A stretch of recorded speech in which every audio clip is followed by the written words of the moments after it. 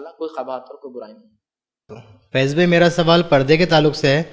آپ کا ایک لیکچر ہے پردے کے تعلق سے، جس میں آپ نے سورہ احزاب کی آیت نمبر 59 کوٹ کرے تھے، جس میں نبی سے کتاب ہوتا کہ اپنی کہہ دو بیویوں سے، اپنی بیٹیوں سے، اپنے اہل و عیال سے، اور بعد میں مومن عورتوں سے کہ تم پردہ اپنے چادر سے کرو۔ اور آپ نے ایک جو ہے تو حدیث بھی کوٹ کرے تھے جس میں معاشہ نے فرمائے تھے کہ اللہ کے رسول نے فرمائے کہ ہمیں جہاد کی حالت میں بھی صرف ٹخنے تک کپڑے اٹھانے کی اجازت تھی۔ تو ایک لیڈی نے کوشچن کرے تھے تو انہوں نے بولے کہ you can open keep your face and hands up to the wrist, اور آپ کے ابھی پہلے والے کوشچن میں آپ نے کہا تھا کہ عورت کا سطر سر سے لے کے پیر تک ہے۔ آپ کا اس بارے میں کیا کہنا ہے؟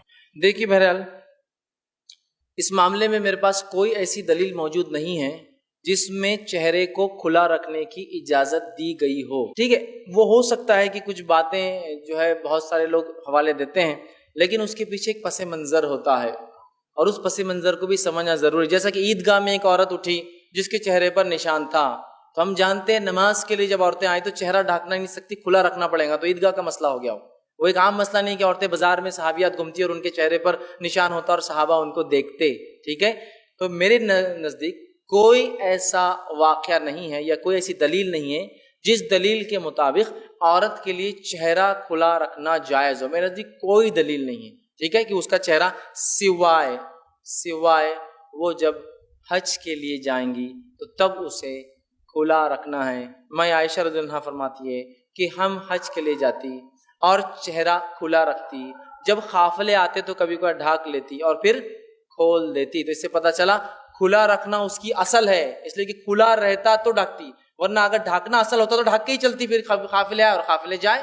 وہاں کے علاوہ کوئی دلیل میرے پاس موجود نہیں ہے، یا میرے علم میں کوئی ایسی بات نہیں ہے جس میں کسی عالم کا یا کسی مسلک کا یہ معاملہ ہو کہ اس نے یہ جواز دیا ہو کہ چہرہ کھلا۔ بلکہ میں تو یہ کہتا ہوں کہ چہرہ تو خوبصورتی کی علامت ہے اور وہ مرکز ہے کشش کا، اور اس کو ڈھانکنا تو بدرجہ اولا ضروری ہے، اس لیے کہ اسی کی وجہ سے سارے فتنے شروع ہوتے ہیں۔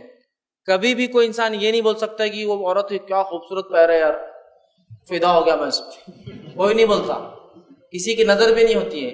کسی بھی انسان کی نظر کسی کے لیے پڑیں گی تو کہاں جاتی ہے؟ سیدھا چہرے پر اس کے۔ تو چہرہ کشش کا مرکز ہے اور اسلام پردے کا حکم دیتا ہے، صحابیات سے یہی عمل ملتا ہے، صحابہ نے اپنی عورتوں کو ایسے ہی پردہ کرایا۔ اب کوئی انسان یہ کہتا ہے تو اس کے پاس اس کی دلیل ہو۔